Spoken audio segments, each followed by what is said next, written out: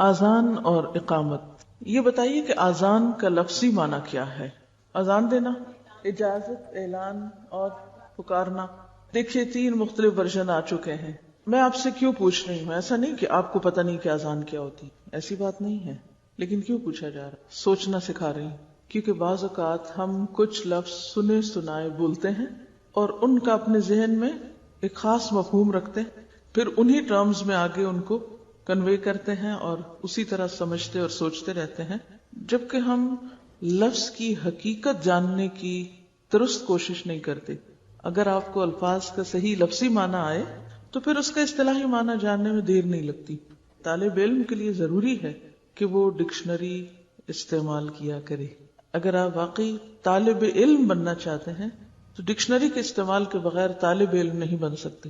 مجھے خود بالکل عادت نہیں تھی ڈکشنری استعمال کرنے کی، حالانکہ میں نے ایم اے عربی کیا تھا، بس ضرورت پڑی کبھی تو مجبوراً کر لی، ورنہ عادتاً نہیں استعمال ہوتی تھی۔ تو جب میں پی ایچ ڈی کرنے کے لیے گئی تو میرا خیال ہے پہلی یا دوسری جو میٹنگ تھی میرے سپروائزر کے ساتھ، تو جب وہ ڈسکشن ہوتی، جو بھی لکھا جاتا تو کوئی لفظ آتا کسی کتاب میں یا کہیں، تو میں اسی طرح کہہ دیتی تھی جیسے ہماری یہاں عادت ہوتی ہے کہ ہاں اس کا مطلب یہ ہو سکتا، جیسے آپ لوگوں نے اندازے سے بتا دیا ایک معنی دوسرا تیسرا، میں بھی یہی کرتی تھی۔ تو مجھ سے ہمیشہ وہ کہتا کہ ڈکشنری دیکھی تم نے؟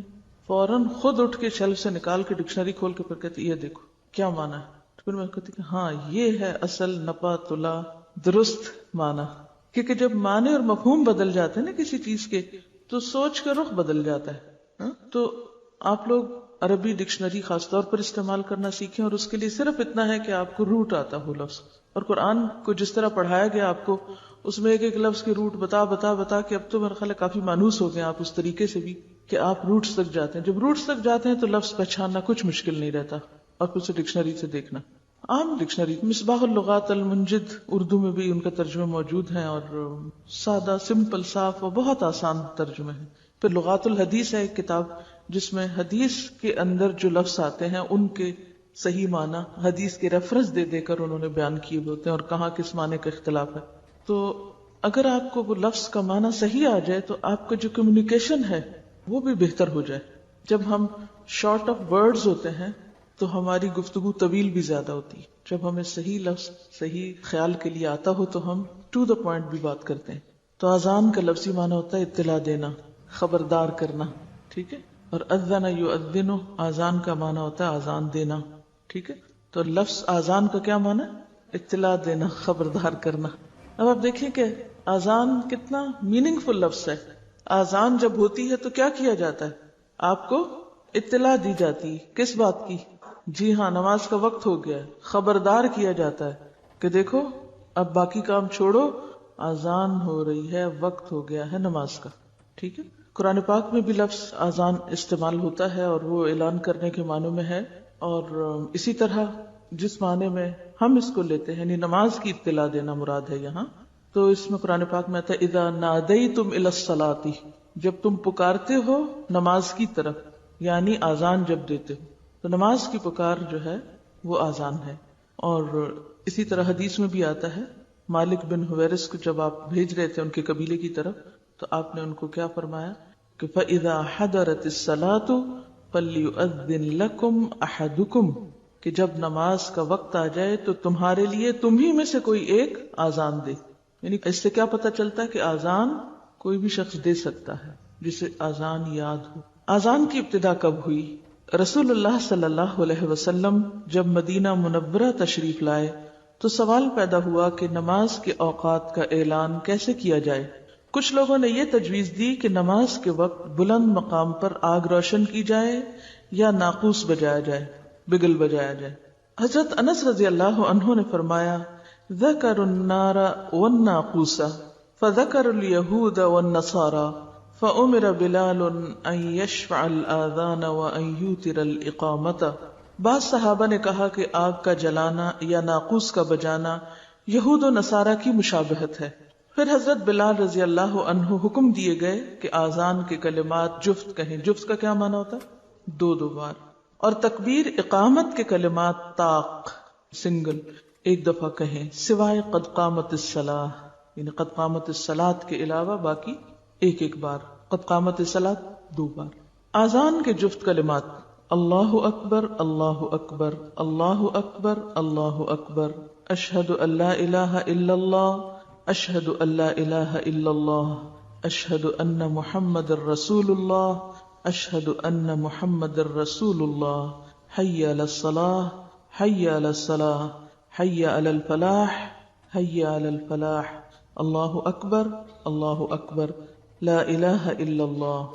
اللہ سب سے بڑا ہے، اللہ سب سے بڑا ہے، اللہ سب سے بڑا ہے، اللہ سب سے بڑا ہے۔ میں گواہی دیتا ہوں کہ اللہ کے سوا کوئی معبود نہیں، میں گواہی دیتا ہوں کہ اللہ کے سوا کوئی معبود نہیں، میں گواہی دیتا ہوں کہ محمد صلی اللہ علیہ وسلم اللہ کے رسول ہیں، میں گواہی دیتا ہوں کہ محمد صلی اللہ علیہ وسلم اللہ کے رسول ہیں۔ نماز کی طرف آؤ، نماز کی طرف آؤ، نجات کی طرف آؤ، نجات کی طرف آؤ، یا کامیابی کی طرف آؤ، کامیابی کی طرف آؤ۔ اللہ سب سے بڑا ہے، اللہ سب سے بڑا ہے، اللہ کے سوا کوئی معبود نہیں۔ اگر لوگوں کو اذان کا معنی آتا ہو تو یہ پکار سن کر کون گھر بیٹھ سکتا ہے؟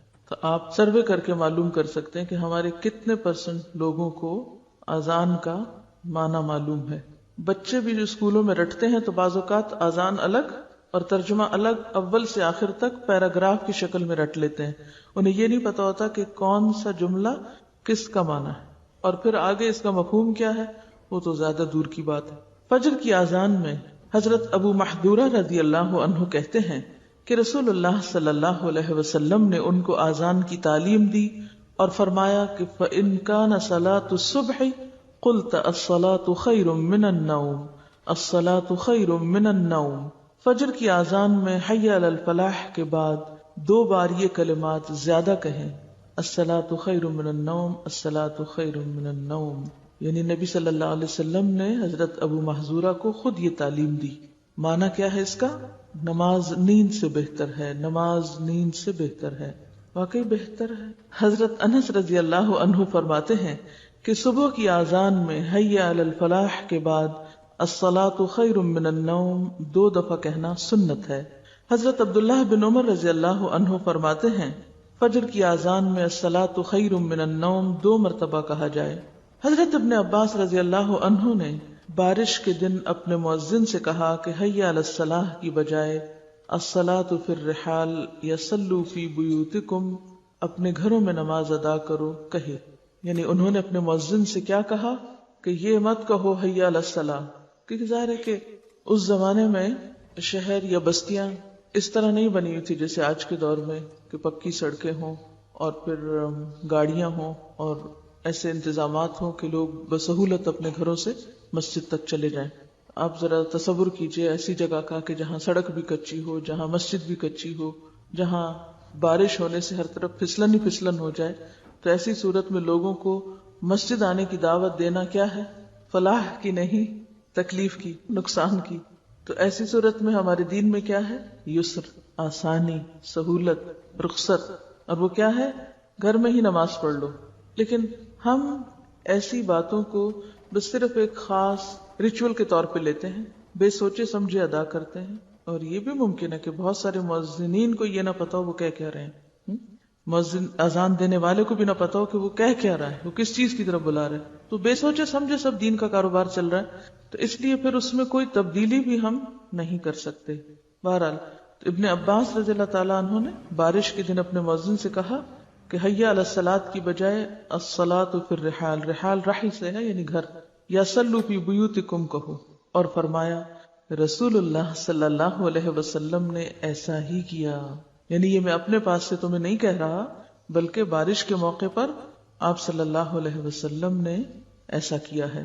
تو اس سے کیا پتہ چلتا ہے کہ اذان میں اپنی مرضی سے یا اپنی پسند سے جملوں کا اضافہ تو نہیں کیا جا سکتا، ہاں جو چیز سنت سے ثابت ہے وہ آپ کر سکتے ہیں۔ جمعہ اگرچہ فرض ہے مگر مجھے پسند نہیں کہ تم کیچڑ اور مٹی میں چلو، یعنی یہ کس موقع پر آپ نے فرمایا تھا؟ جمعے کے دن ایون۔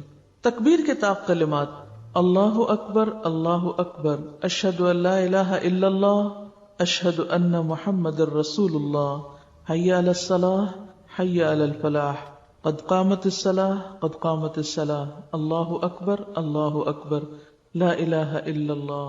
اب جو کلمات 4 بار تھے یعنی اللہ اکبر کے وہ 2 بار ہو گئے، اور آخر میں بھی اللہ اکبر 2 بار ہی، اور باقی اقامت کے الفاظ 2 بار، حی علی الصلاۃ اور حی علی الفلاح اور شہادتین 1 بار۔ اللہ سب سے بڑا ہے، اللہ سب سے بڑا ہے، میں گواہی دیتا ہوں اللہ کے سوا کوئی عبادت کے لائق نہیں، میں گواہی دیتا ہوں محمد صلی اللہ علیہ وسلم اللہ کے رسول ہیں۔ نماز کی طرف آؤ، کامیابی کی طرف آؤ، نماز کھڑی ہو گئی، نماز کھڑی ہو گئی، اللہ سب سے بڑا ہے، اللہ سب سے بڑا ہے، اللہ کے سوا کوئی عبادت کے لائق نہیں۔ یعنی اذان کے کچھ دیر کے بعد دوبارہ ایک ریمائنڈر کہ اب بالکل تیار ہے نماز، فوراً پہنچ جاؤ۔ ہوتا عام طور پر یہ ہے کہ جیسے لوگ اذان سن کے مسجد کی طرف جانا شروع کرتے ہیں، وضو کرتے ہیں، مسجد میں داخل ہوتے ہیں، تحیۃ المسجد پڑھتے ہیں، سنت پڑھتے ہیں، اور اگر کچھ وقت ہو ابھی تو بیٹھ کے قرآن پڑھنے لگتے ہیں۔ اتنے میں دوبارہ اقامت ہوتی ہے تو سب لوگ اپنے اپنے ذکر اذکار قرآن پاک وغیرہ بند کر کے تو پھر آ کے صف میں کھڑے ہو جاتے ہیں، اور جو لوگ ابھی باہر کسی کام میں مصروف ہیں ان تک جب وہ آواز پہنچتی ہے تو وہ بھی فوراً نماز کی طرف تیزی سے پھر بڑھتے ہیں۔ رسول اللہ صلی اللہ علیہ وسلم نے بلال رضی اللہ عنہ کو حکم دیا کہ آذان کے کلمات 2 بار اور تکبیر کے 1 بار کہیں۔ حضرت عبداللہ بن عمر رضی اللہ عنہ سے روایت ہے، انہوں نے کہا رسول اللہ صلی اللہ علیہ وسلم کے زمانے میں آذان کے کلمات 2 بار اور تکبیر کے کلمات 1 بار تھے، سوائے اس کے کہ مؤذن قد قامت الصلاۃ 2 بار کہتا تھا۔ دوہری آذان، ترجیع بھی اس کو کہتے ہیں۔ آذان میں شہادت کے 4 کلمات پہلے دھیمی آواز سے کہنا، پھر دوبارہ بلند آواز سے کہنا ترجیع کہلاتا ہے۔ ترجیع کا لفظی معنی کیا ہوتا ہے؟ لوٹانا، رجوع سے ہے نا، یعنی پھر پلٹ کے دوبارہ سے شروع کرنا۔ حضرت ابو محذورہ رضی اللہ عنہ سے روایت ہے کہ رسول اللہ صلی اللہ علیہ وسلم نے بذات خود مجھے آذان سکھائی، یعنی دوہری آذان اور دوہری اقامت سکھائی۔ پس نبی صلی اللہ علیہ وسلم نے فرمایا آذان اس طرح کہو، اللہ اکبر اللہ اکبر اللہ اکبر اللہ اکبر، اشہد ان لا الہ الا اللہ اشہد ان لا الہ الا اللہ، اشہد ان محمد الرسول اللہ اشہد ان محمد الرسول اللہ، یہاں تک کہہ کے پھر دوبارہ اشہد ان لا الہ الا اللہ اشہد ان لا الہ الا اللہ اشہد ان محمد الرسول اللہ اشہد ان محمد الرسول اللہ، حی علی الصلاۃ حی علی الصلاۃ حی علی الفلاح حی علی الفلاح، اللہ اکبر اللہ اکبر، لا الہ الا اللہ۔ ایسی آذان کبھی سنی؟ مجھے سننے کا اتفاق ہوا ہے۔ ہمارے ملک میں عام طور پر ایسی جرات کم ہی لوگ کر سکتے ہیں، لیکن عرب ممالک میں یا مختلف علاقوں میں ایسی آذانیں سننے کو بھی ملتی ہیں، اور یہ بھی ایک بڑا ہی خوبصورت انداز ہے۔ اور میں سمجھتی ہوں کہ اگر آپ صلی اللہ علیہ وسلم نے ایک کام کرنے کے 2 طریقے بھی سکھائے ہیں تو اس سے فائدہ کیا ہوتا ہے؟ یعنی آپ جب ایک روٹین کے عادی ہو جاتے ہیں نا، دن میں 5 بار ایک ہی طرح کے کلمات سن رہے ہیں، تو پھر کیا ہوتا ہے؟ یعنی کان اتنے جیسے عادی ہو جاتے ہیں کہ بس آپ اس کو سنتے ہیں اور سنی انسنی کر دیتے ہیں، یعنی اس کو پھر ہم توجہ نہیں کرتے۔ ایسے میں اگر تھوڑا سا بھی چینج ہو تو انسان الرٹ ہو جاتا ہے۔ تو اس قسم کی جو چیزیں دین میں ملتی ہیں کہ ایک صحابی کو آپ نے ایک چیز سکھائی، دوسرے کو دوسری چیز سکھائی، یا ایک موقع پہ ایک چیز سکھائی، دوسرے موقع پہ دوسری، تو اس میں کنٹرڈکشن نہیں ہوتی، اس میں کیا ہے؟ ویرائٹی ہے۔ تو ویرائٹی کنٹرڈکشن تو نہیں ہوتی نا۔ اور یہ صرف اس معاملے میں نہیں ہے، اور بھی بہت سے اذکار میں ہے۔ مثلاً آپ اللہ اکبر کہہ کے جب ثنا پڑھتے ہیں تو اس کی بھی کئی قسمیں ہیں، کئی دعائیں ہیں اس میں۔ التحیات کے بعد جو آخری دعائیں پڑھتے ہیں اس میں بھی کئی ایک اذکار ہیں، حتیٰ کہ التحیات کا ورژن بھی مختلف ملتا ہے۔ تو یہ اختلاف نہیں ہے، یہ دراصل تنوع ہے۔ حضرت ابو محذورہ رضی اللہ عنہ سے روایت ہے کہ رسول اللہ صلی اللہ علیہ وسلم نے انہیں آذان کے 19 اور اقامت کے 17 کلمات سکھائے۔ آذان کے فضائل، حضرت ابو سعید خدری رضی اللہ عنہ روایت کرتے ہیں کہ رسول اللہ صلی اللہ علیہ وسلم نے فرمایا، مؤذن کی آواز کو جنات، انسان اور جو چیز سنتی ہے وہ قیامت کے دن اس کے لیے گواہی دے گی۔ یعنی ایک آواز جب بلند ہوتی تو زمین کا اگر ذرہ ذرہ بھی اس کو سن رہا ہے تو وہ سب آذان دینے والے کے حق میں گواہی دیں گے۔ نبی کریم صلی اللہ علیہ وسلم نے فرمایا، مؤذن کے لیے ثواب ہے اس شخص کے ثواب کے برابر جس نے آذان سن کر نماز پڑھی۔ یعنی اس کی آذان سے جتنے لوگ نماز کی طرف آئے ان سب کو اپنی اپنی نماز کا جو ثواب ملا وہ سارا ثواب ان کو ملنے کے علاوہ اس برابر اذان دینے والے کو بھی ملا. کیوں؟ الدال علی الخیر کفاعلہ. مفہوم یہ ہوا کہ مؤذن کی آواز سن کر جتنے آدمی مسجد میں آ کے نماز پڑھیں گے ان سب کو اپنی اپنی نماز کا پورا ثواب تو ملے گا ہی، مگر مؤذن تمام نمازیوں کے ثواب کے برابر مزید اجر پائے گا، کیونکہ اس نے ان کو نماز کی طرف بلایا تھا.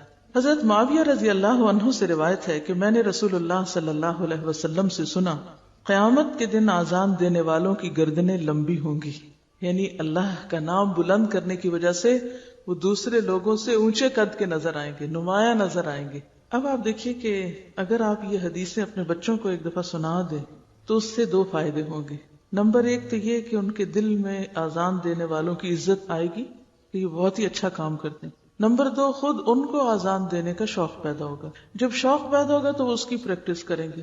جب پریکٹس کریں گے تو وہ جو ہر وقت گانا گانے کے منتظر رہتے ہیں یا گانے میں ان کا دل لگتا ہے، تو جب ان کو اس کا ایک آلٹرنیٹ ملے گا تو وہ ایک تسکین ہوتی ہے نا، انسانی روح کی ایک طلب ہوتی ہے. یعنی کہتے ہیں نا کہ رونا اور گانا ہر شخص کو آتا ہے، اور ہر شخص کسی نہ کسی طرح ضرور کچھ گنگناتا ہے. یہ ایک بالکل فطری سی بات ہے. اب چاہے تو آپ اچھے الفاظ گنگنائیں اور چاہے تو فضول قسم کی باتیں زبان پہ لائیں. اب جب لوگوں کو کوئی اچھی چیز پڑھنے کو نہیں ملتی، قرآن کی قرات نہیں کرتے، آذان دینے کا کوئی شوق نہیں، نہ سکھائی جاتی ہے، تو اس کا نتیجہ کیا ہوتا ہے؟ وہ جو اندر حص ہے نا، ایک بھوک ہے یا ایک پیاس ہے یا ایک ضرورت ہے اپنے اندر کی، وہ پھر جنک سے مٹائی جاتی. اگر آپ اپنے بچوں کو صحیح کھانا نہیں دیں تو وہ کس چیز کے عادی ہو جاتے ہیں؟ جنک فوڈ کے. کیا پسند کرتے ہیں؟ فضول قسم کی چیزیں جن سے کوئی غذائیت حاصل نہیں ہوتی. اور ادھر ادھر کی چیزیں کھا کے جب فیلنگ کر لیتے ہیں تو پھر صحیح کھانا کھانے کو دل ہی نہیں چاہتا، وہ اچھا ہی نہیں لگتا ان کو. تو ہمارا حال بھی یہی ہو چکا ہے کہ ہم نے بچوں کو بابا بلیک شیپ تو سکھا دی لیکن آذان دینا نہیں سکھائی. آپ یہ سکھائیں تو صحیح. اور پھر یہ کہ گھر میں لگا کے سنوائیں بھی بچوں کو مختلف طرح کی آذانیں، کیونکہ افسوس کے ساتھ کہنا پڑتا ہے کہ رہ گئی رسم آذان روح بلالی نہ رہی. تو ہمارے میجورٹی مؤذنین کی مشکل یہ ہے کہ وہ روح بلالی نہیں ہے ان میں، جس کی وجہ سے بچوں کو گانے والے تو اپنے آئیڈیل اور ہیرو لگتے ہیں مگر مؤذن کو وہ آئیڈیلائز نہیں کرتے. اب اس صورت میں کیا کیا جائے؟ شکوہ، شکایت، رونا دھونا کو مسجد والے یہ کر رہے ہیں. ہے کوئی آلٹرنیٹ؟ مختلف آذانوں کی کلیکشن کریں. انٹرنیٹ پہ مختلف جگہوں پر مختلف آذانیں آپ لے کے ڈاؤن لوڈ بھی کر سکتے ہیں اپنے پی سی پہ. اگر یہ فیسلٹی ہے، اگر یہ نہیں ہے تو کسی نہ کسی طرح ان کو کلیکٹ کریں، گھر میں لگائیں، سنوائیں، یاد کرائیں اور دلوائیں. کہیں نہ کہیں چلے آپ کہیں کہ اگر آپ کی مسجد کی آذان آپ کے گھر میں آتی ہے تو ٹھیک ہے، اور اگر دور ہے مسجد اور پوری کلیئر نہیں آتی تو بچوں کو کھڑا کریں، دیں آذان. اگر پہاڑ کی چوٹی پہ ایک شخص اکیلا بھی نماز پڑھ رہا ہے تو کیا ہے، آذان دے سکتا ہے نا. تو اسی طرح اگر مسجد دور ہے یا بہت آذان کی آواز صحیح نہیں بھی آتی تو بچے کو گھر کی گیلری میں کھڑا کر دیں. تو یہ بھی ہو سکتا ہے آپ اسکول میں جا کے بات کریں کہ بچے کو آذان دینے دیں. اسی طرح آپ پکنک پہ لے جائیں بچوں کو، یا کہیں بھی جہاں بھی دور ہے مسجد، نہیں پراپر آواز آ رہی تو وہیں کھڑا کر دیں بچے کو. چلو بھی آج تم آذان دو، آج تم دو، آج تم دو، تاکہ وہ اسے اپنا کام سمجھے. پھر آپ دیکھیں گے کہ اس سے ان کی شخصیت پر بھی اثر پڑے گا اور وہ کچھ کر کے آپ کو دکھائیں گے. کیونکہ شیطان آذان کی آواز سے بھاگتا ہے. تو بچوں کے اندر جو شیطان ہوتا ہے نا، جب آپ ان کو آذانوں پہ لگائیں گے تو وہ شیطان بھی بھاگے گا، خواہ تھوڑی دیری بھاگے مگر جائے گا.